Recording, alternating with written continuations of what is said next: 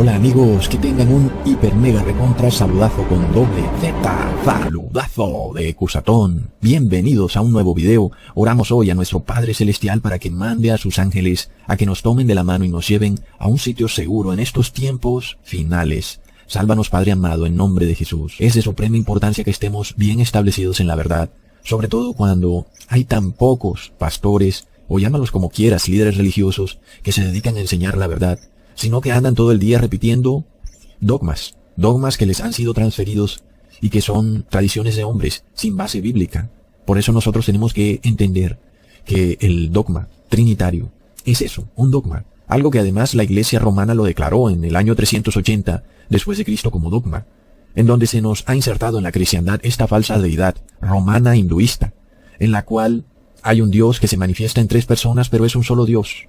Es un concepto confuso y ambiguo que, por supuesto, desdibuja el carácter de Dios. Si nosotros aquí en la tierra conociéramos a una persona con desorden de personalidad múltiple, es decir, alguien que tuviera tres personalidades, hoy se levantó como ingeniero, mañana se cree doctor y pasado mañana dice que es un anciano, que sus hijos lo abandonaron, nosotros diríamos que es un ser loco, es una persona que perdió la noción de la realidad, alguien que tiene tres personalidades, pero que es un solo ser humano. Diríamos que es completamente loco. Pero qué loco es el ser humano que adora a un Dios que se comporta de esa manera, con tres personalidades. Un día se cree Padre, otro día se cree Hijo y otro día se cree Espíritu Santo. Es algo que la misma ciencia diría con respecto a un ser humano que es locura. Sin embargo, ese es el Dios que adora la supuesta cristiandad. Un Dios con desorden de personalidad. Es increíble, amigos. Y es que la cristiandad está llena de dogmas que no tienen base bíblica. Es por esto que ahora se despojaron de la Biblia y ahora son científicos. Y ahora te dicen que tienes que hacer todo lo que dicen los científicos, que tienes que tratar de recibir un bautismo negro, que tienes que tratar de aminorar el cambio. Y todo esto es lo que predica la Iglesia cristiana. No son cosas de la Biblia, son cosas de ciencia. ¿Y en qué momento se pasaron de la Biblia a la ciencia? ¿En qué momento dejaron de predicar la Biblia para ahora predicar algo que es de ciencia? ¿Qué pasa? ¿No se supone que debían predicar la Biblia? Porque ahora predican la ciencia. Y eso se debe a que lo que predicaban, según la Biblia, pues no estaba en la Biblia. Y hemos ido exponiendo que lo que dicen no es bíblico. Entonces ahora ellos predican la ciencia, pero por supuesto, también predican una falsa ciencia. Lo que dicen ni siquiera es ciencia. Es tremendo. Es por esto que tenemos que estar establecidos en la verdad. Y es que a esta gente no se les sacaban los pretextos para adorar a este Dios falso, trinitario. Un Dios que no tiene base bíblica. Por eso nosotros tenemos que desbancar todo pretexto que ellos se inventan para supuestamente probar la Trinidad. Amigos, uno de los problemas como seres humanos que tenemos es que somos seres finitos, que nos gustaría ver a Dios también igual que nosotros, como un ser finito, para poderlo comprender. Quisiéramos verlo sentado en una silla, para poderlo tocar. Sin embargo, Dios dice, el cielo es mi trono, la tierra es el estrado de mis pies. ¿Qué casa me edificaréis? Dice el Señor. ¿O cuál es el lugar de mi reposo? Así que Dios está en todas partes. No es posible encerrarlo en un cuarto, no es posible separarlo. No es posible inclusive alejarlo de nuestros pensamientos. Él puede escudriñar tu corazón, sabe lo que estás pensando y sabe cuál es tu verdadera intención. Él sabe cómo actuarías en determinada situación. Así que nadie puede engañar a Dios. Él lo sabe todo, Él está en todas partes, es omnipotente y omnipresente. Dios se nos revela entonces como el Creador. Y también Dios nos dice que tiene un Hijo. El Hijo vino a revelarnos al Padre. Así que tenemos al Padre y al Hijo. Dos seres omnipotentes y omnipresentes. Nadie puede contenerlos. Nadie puede decirles, quédate allá que yo me quedo aquí. Porque Dios está en todas partes. Sus ojos están por todos lados, amigos. Entonces, nuestro Señor Jesús nos vino a dar claridad sobre este tema. Por esto leemos en Juan capítulo 10, versículo 30. Yo y el Padre uno somos. Por supuesto que si entendemos que Dios es omnipotente y omnipresente, no es posible entender a Dios como Padre e Hijo separados. Aunque hay un Padre y hay un Hijo, ellos no podrían estar separados jamás, porque nadie puede separar a Dios. El Padre y el Hijo, si son dioses, tendrían que estar en perfecta unión espiritual. Así que vemos que Jesús no dijo, el Padre, el Hijo y el Espíritu Santo uno somos. Él dijo, el Padre y yo uno somos, dándonos a entender que solo existen Padre e Hijo, y que, por supuesto, están en perfecta unión espiritual. Así que cuando nosotros leemos en Apocalipsis 1, versículo 4 al 5, Juan, a las 7 iglesias que están en Asia, gracia sea con vosotros y paz del que es, y que era, y que ha de venir, y de los 7 espíritus que están delante de su trono, y de Jesús el Cristo, el testigo fiel, el primogénito de los muertos, y príncipe de los reyes de la tierra, al que nos amó y nos ha lavado de nuestros pecados con su sangre. Ok, aquí es donde vienen estos pastores dogmáticos a decir que este versículo prueba la Trinidad, ojo, y entonces te pueden engañar, te pueden hacer pensar que sí, que se está hablando de la Trinidad. Porque primero dicen, 1, que el Padre es ese, que era y ha de venir. 2, el Espíritu Santo es ese, porque se habla de los 7 espíritus que están delante de su trono. Y 3, el Hijo, el testigo fiel, el primogénito de los muertos. Así que ahí está contenido el versículo que les acabé de leer. Entonces ellos dicen, ahí está Ecusatón, esa es la Trinidad, recontraplop. Pero no, amigos. Todo este versículo en realidad nos habla de Jesús. El primer punto que se nos dice, el que era, y el que es, y el que ha de venir. Lo leemos también en Apocalipsis capítulo 1 versículo 8. Yo soy el alfa y la omega, el principio y el fin, dice el Señor, el que es, y que era, y que ha de venir, el Todopoderoso. Ahí tenemos a Jesús. Él es el alfa y el omega. Es el Hijo de Dios. Luego, el segundo punto, los 7 espíritus que están delante de su trono. De nuevo, es una referencia clara a Jesús, porque Jesús es nuestro Espíritu Santo, y esto lo comprobamos en Apocalipsis, capítulo 5, versículo 6. Y miré, y vi que en medio del trono y de los 4 seres vivientes, y en medio de los ancianos estaba en pie un cordero como inmolado, que tenía 7 cuernos y 7 ojos, los cuales son los 7 espíritus de Dios enviados por toda la tierra. Entonces, ahí tenemos que esos 7 espíritus que estaban delante del trono, son también esos 7 cuernos y 7 ojos, que son los 7 espíritus de Dios. Es decir, que de nuevo confirmamos que Jesús es nuestro Espíritu Santo.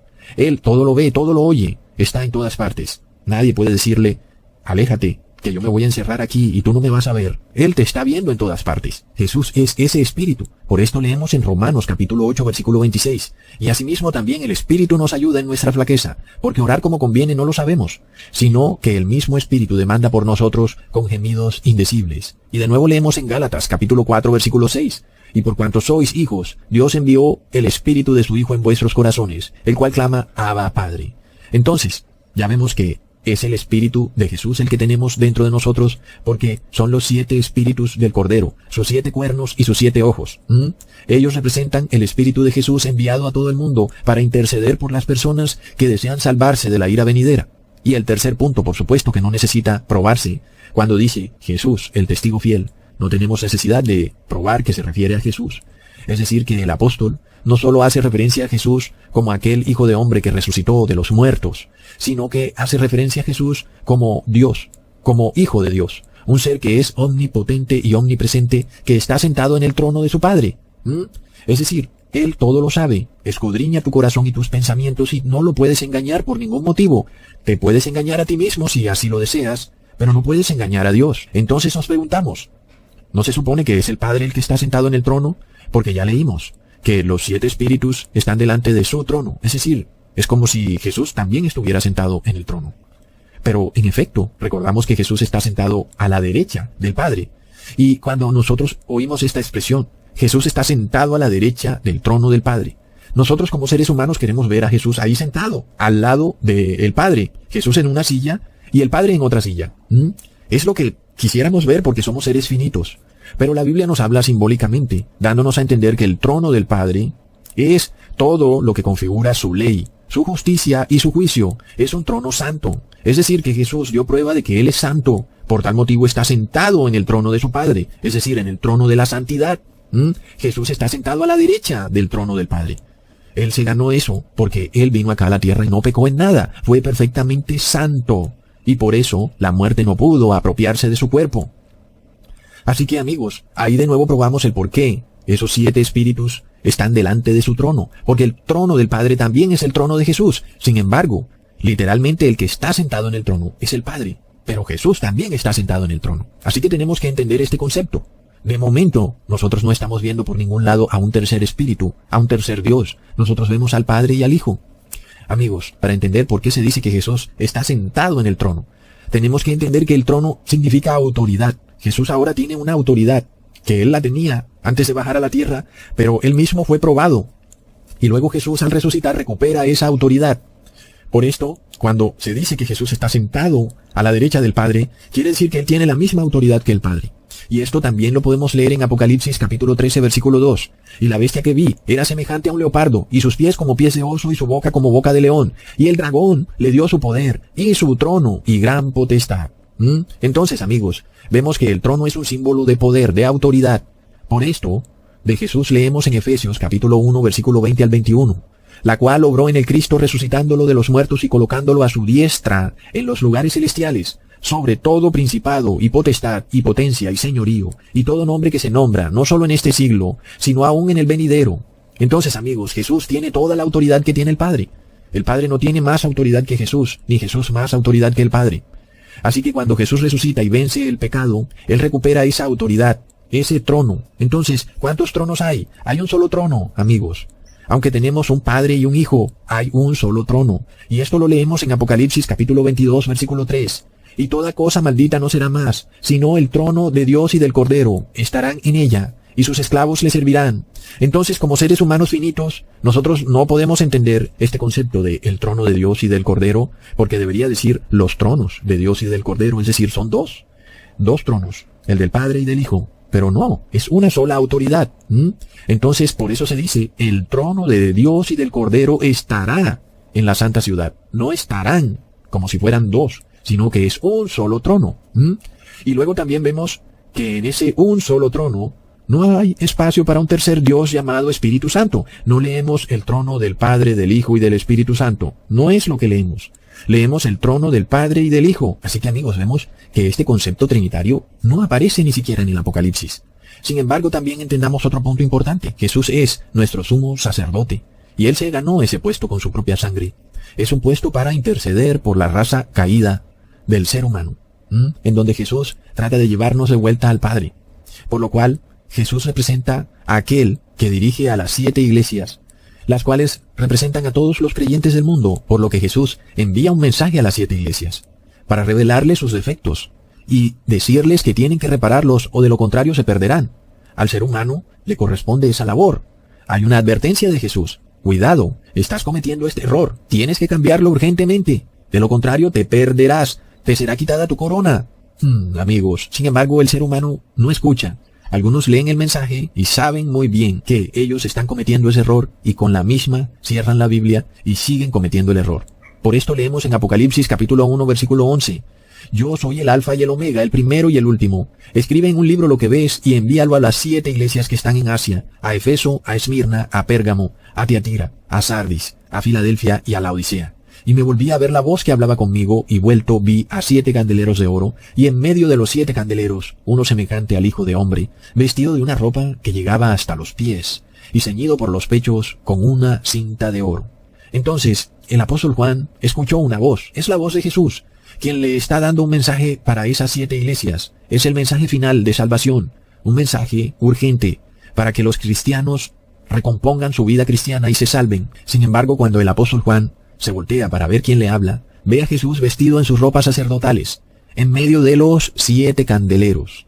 Sin embargo, más adelante se nos dice en Apocalipsis 4, versículo 5, y del trono salían relámpagos y truenos y voces, y 7 lámparas de fuego estaban ardiendo delante del trono, las cuales son los 7 espíritus de Dios. Así que de nuevo, ¿quién le estaba hablando al profeta Juan? Era Jesús. ¿Y dónde estaba Jesús? En medio de los 7 candeleros. ¿Y qué son los 7 candeleros? Son los 7 espíritus de Dios. Es decir, es Jesús, amigos. Ya habíamos leído. El Cordero, que es Jesús, tiene 7 cuernos y 7 ojos, que son los 7 espíritus de Dios. Entonces, nosotros tenemos que entender que cuando decimos que Jesús es nuestro Espíritu Santo, no quiere decir que estamos dejando por fuera al Padre, porque nadie puede dejar por fuera al Padre. Así que cuando tenemos este concepto de Espíritu Santo, tenemos que entender por qué no se dice Espíritu de Jesús o Espíritu del Padre, porque no hay manera de separar al Padre y al Hijo. Ellos están en perfecta unión. Donde esté Jesús, ahí está el Padre. Por eso es que se hace referencia a Espíritu Santo. A nosotros como seres humanos nos pareciera que se habla de otro ser.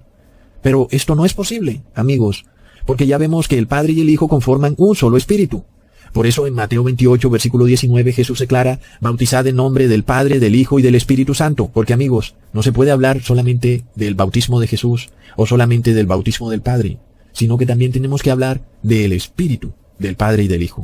Porque Dios no se nos revela como un ser lejano, sentado allá en una silla en el cielo, sino como alguien que nos envía su Espíritu. El espíritu que recibimos entonces no es el espíritu solamente de Jesús o solamente del Padre, sino que es el espíritu del Padre y del Hijo, amigos. Entonces confirmamos que aunque Jesús es Hijo de Dios, su espíritu está en todas partes, porque Él es Dios. Todo lo escudriña, todo lo sabe. Jesús es quien le da la luz a las iglesias. Jesús es quien retira su luz de las iglesias. Y luego esas iglesias caen en una oscuridad horrible, rechazan la ley de Dios, continúan rebeldemente en pecado a pesar de que se les enseña la ley. Se les dice, mira, esto es pecado, y ellos dicen, no, voy a seguir haciendo eso porque no hay otra manera. Y entonces, después de que Jesús les muestra la luz, entonces, si ellos rechazan la luz, pues Jesús les quita la luz. Así que es terriblemente grave cuando después de que a ti se te explica la Biblia, en un video se te ponen las imágenes inclusive de los versículos, para que no tengas que ir a la Biblia a esforzarte buscando el versículo y luego tú rechazas la luz. Es gravísimo. Por lo cual, ¿qué pasa cuando una iglesia desprecia la luz? Como está ocurriendo con las iglesias cristianas, la iglesia católica, evangélica. Lo que les cae es una oscuridad horripilante. El Espíritu de Jesús, que son esos 7 candeleros, se retira. Luego están despojados de discernimiento, ya no predican la Biblia, sino que ahora predican la ciencia. Es de locos, amigos, un sacerdote diciendo, recibe el elixir mágico porque la ciencia lo aprueba. Es de locos, si tú eres sacerdote, tú eres pastor, predica la Biblia. Pero ellos predican los científicos, una falsa ciencia que dice que el cambio es causado porque las personas están comiendo muchos frijoles. Recontraplop. Entonces, leemos en Apocalipsis 2, versículo 7. El que tiene oído, oiga lo que el Espíritu dice a las iglesias. Al que venciere daré a comer el árbol de la vida, el cual está en medio del paraíso de Dios. Entonces, ¿quién es el Espíritu, amigos? El que le habla a las iglesias, ¿quién es? Es Jesús, porque Jesús es Hijo de Dios. Más claro no canta un gallo. No hay un tercer Espíritu Santo que le habla a las iglesias. Jesús es quien le habla a las iglesias. El testigo fiel es el que le habla a las iglesias. Es el mismo Espíritu. Por esto leemos en Apocalipsis capítulo 5, versículo 13. Oí a toda criatura que estaba en el cielo y sobre la tierra y debajo de la tierra, y que está sobre el mar, y todas las cosas que están en él, diciendo, al que está sentado en el trono y al Cordero, sea alabanza, honra y gloria y potencia, para siempre jamás. Así que notemos, amigos, que en cierto punto de la historia del mundo, toda la creación, tanto animales como seres humanos, le van a dar la gloria al Padre y al Hijo, al que está sentado en el trono y al Cordero, no al Padre, al Hijo y al Espíritu Santo, no a un Dios trinitario. Entonces, amigos, se hace claro que será alguien o algunas personas las que tienen un trabajo, el trabajo de declararle al mundo la verdad del Padre, el que está sentado en el trono, y el Hijo, el Cordero, al mundo entero, de predicarles la verdad. Porque esto nos muestra que en algún momento de la historia del mundo se va a armar una controversia a nivel global sobre el asunto de la Trinidad versus el que está sentado en el trono y el Cordero. 2, no 3. Así que todos los seres humanos van a ser amonestados con respecto al Padre y al Hijo, y se van a dar cuenta que su dogma trinitario es falso, y luego tendrán que tomar una decisión final. Por supuesto que algunas personas ya la están tomando, porque andan muy ocupados en los placeres mundanos, no tienen tiempo para ver un video de YouTube o de Telegram. Sus familiares les envían el video y no tengo tiempo para esto. Y no me gusta la voz de Cusatón, me parece que dice mucho recontra megaplop, preferiría que diría amén. Ahí tienen pues la cascarita entonces. Han rechazado la verdad. Es tremendo. Leamos en Apocalipsis capítulo 6, versículo 16. Y decían a los montes y a las piedras, caed sobre nosotros, y escondednos de la cara de aquel que está sentado sobre el trono, y de la ira del Cordero. Amigos, el mundo que rechaza el mensaje del Padre y del Hijo, es decir, el que está sentado en el trono y del Cordero, y prefieren aceptar a este falso Dios trinitario con desorden de personalidad múltiple. Ellos luego buscarán esconderse de la ira del Padre y del Hijo. Entonces, ¿se esconden de quién? Del que está sentado en el trono y de el Cordero. Plop, amigos, tremendo. Y ya estamos viendo manifestaciones verídicas de esto con nuestros propios ojos. Durante la pestilencia 19 vimos de nuevo una manifestación de esto que ya se los había revelado en un video pasado, en donde los montes y las piedras son simbólicos y nos representan a reyes y gobernantes, los cuales reciben el clamor del pueblo para que los escondan de la ira del Padre y del Hijo. Y lo vimos en la pestilencia 1.9. Las personas le exigían a sus gobernantes, cierren las ciudades, los aeropuertos, enciérrenos en nuestras casas. Literalmente se escondieron en las cuevas y en las peñas de los montes amigos, tal y como lo dice el versículo, para tratar de salvarse de la muerte, es decir, de la ira del Cordero, la pestilencia 1:9. Y es tremendo porque ellos no dijeron, no hay problema, estamos cubiertos con la sangre de Cristo, como tanto lo repetían de labios para afuera en sus congregaciones. Oh, si yo declaro que Jesús es el Hijo de Dios, estoy salvado. ¿Y qué pasó con esas frases que oíamos de los pastores evangélicos? De repente, era el gobernante el que tenía que salvarlos. Todos dijeron, oh no, no seamos soberbios, hermanos, escondámonos en nuestras casas por un tiempo a ver si pasa esta pestilencia. Recontra plop.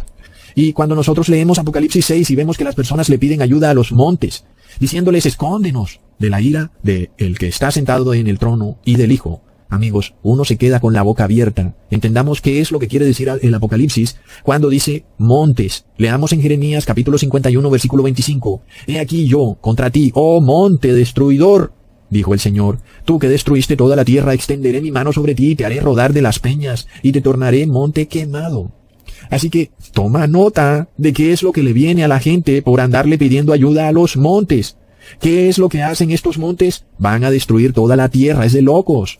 Y entonces, amigos, ese es el mismo monte al que le andan clamando las personas, sálvanos, enciérranos, danos un remedio para ser inmunes de la ira del Padre y del Hijo, porque nosotros queremos adorar a la Trinidad, y ahora mira, viene su ira en forma de pestilencia 1:9. No queremos arrepentirnos, queremos seguir viendo Netflix, no queremos dejar a un lado la idolatría.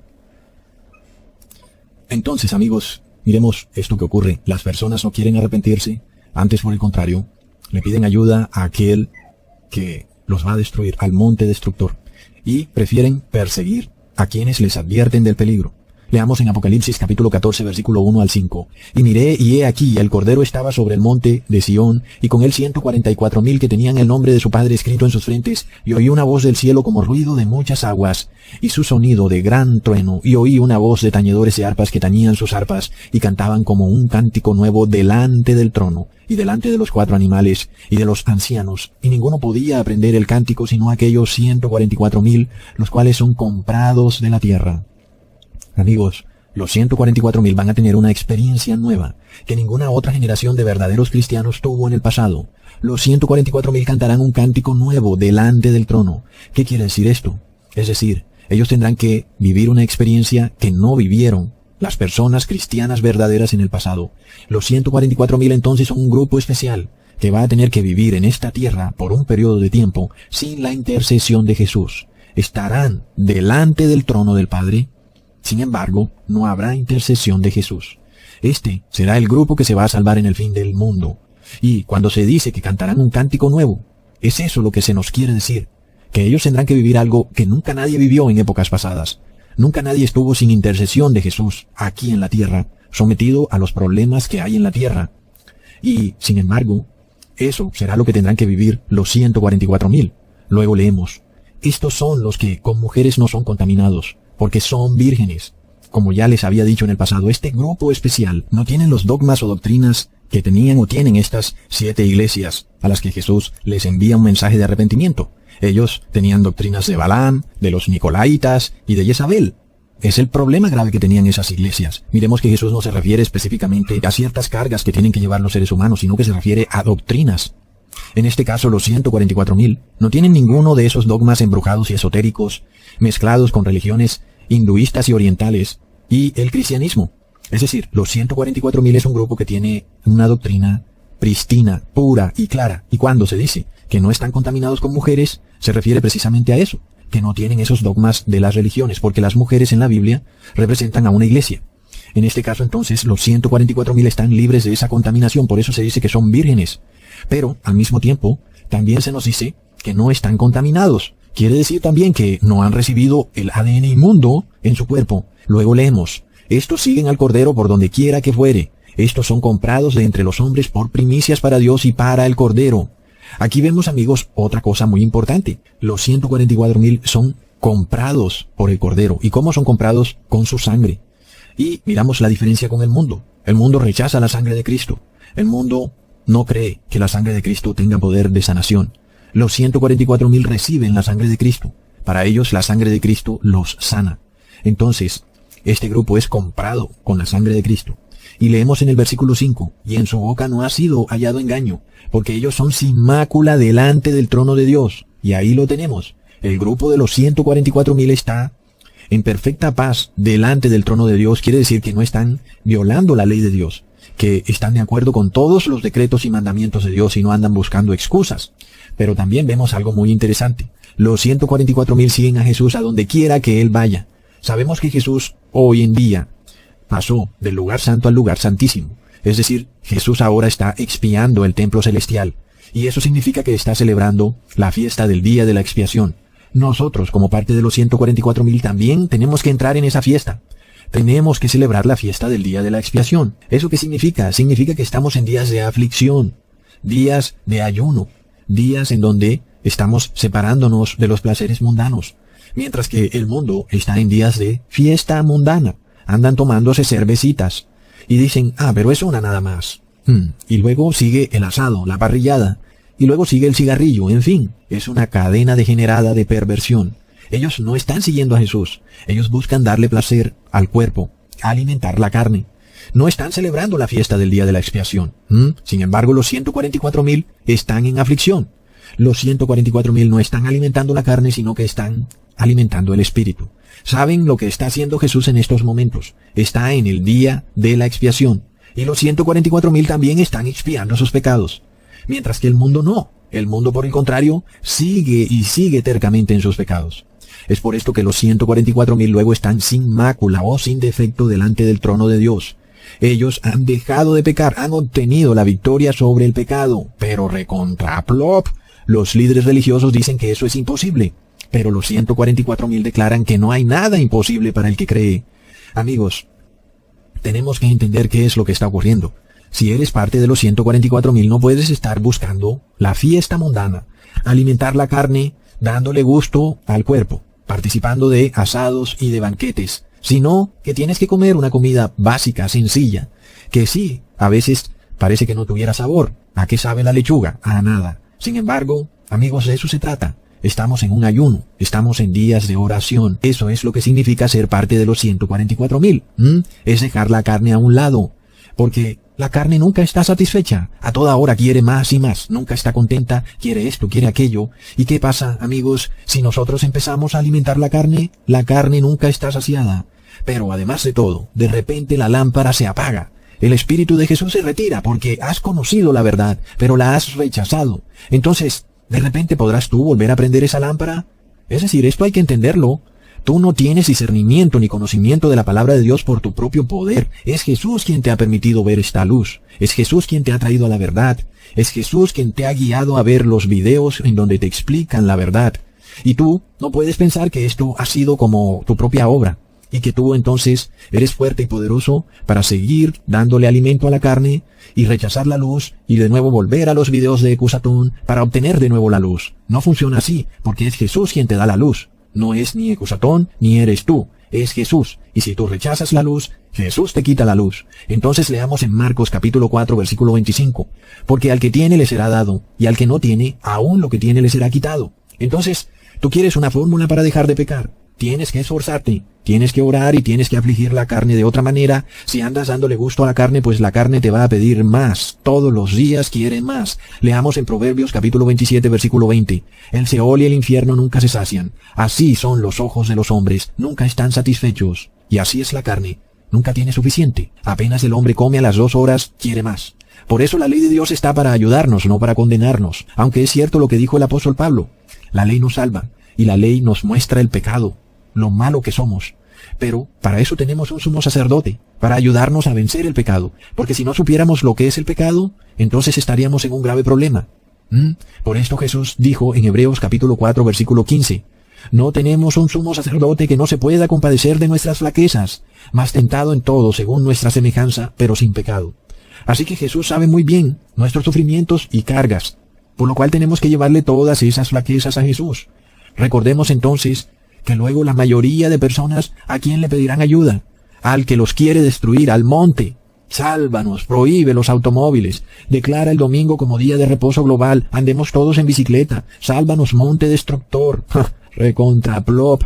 Dirán, prohíbe el dinero físico, todos tengamos dinero virtual, sálvanos, danos un sueldo básico solidario universal.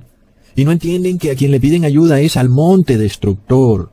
literalmente caen en el mismo hueco que han cavado. Son los autores de su propia desgracia. Leamos en Ezequiel capítulo 26, versículo 17. Y levantarán sobre ti endechas y te dirán, ¿cómo pereciste tú, poblada en los mares, ciudad que fue alabada, que fue fuerte en el mar, ella y sus habitantes, que ponían su espanto a todos sus moradores?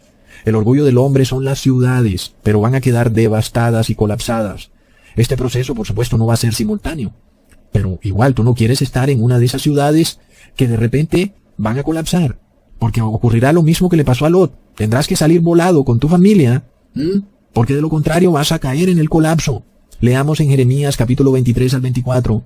Por ventura se ocultará alguno en escondrijos que yo no lo vea, dijo el Señor. ¿No lleno yo el cielo y la tierra?, dijo el Señor.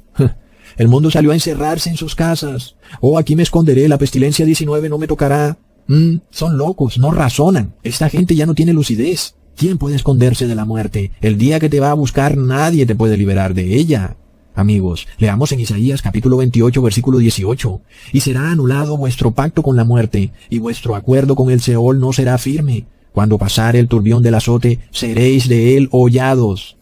El ser humano no entiende lo que pasa, amigos. ¿Tú piensas que tú vas a esconderte de la muerte? Hay películas de Hollywood por ahí que hablan de esto. Cuando algunas personas andaban en una excursión y de repente se salvaban de un accidente, y como que wow, se salvaron de la muerte. Y luego los perseguía una terrible maldición en donde la muerte los perseguía y algún accidente horrible les pasaba hasta que finalmente morían. ¡El avión va a explotar! ¡Va a explotar! Se teme que los 287 pasajeros hayan muerto. Gracias a ti sigo viva.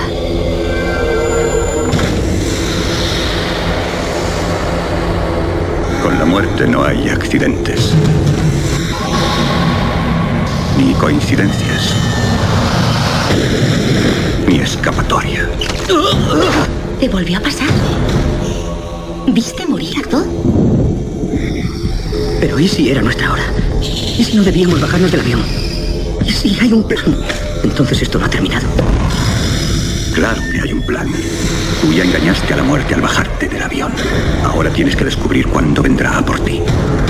¿Es que ahora eres Dios? ¿Sabe cuál de nosotros es el siguiente?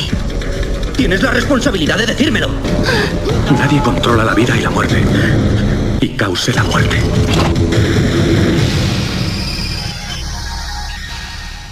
No hay manera de huirle a la muerte. La única manera es yendo a los brazos de Jesús.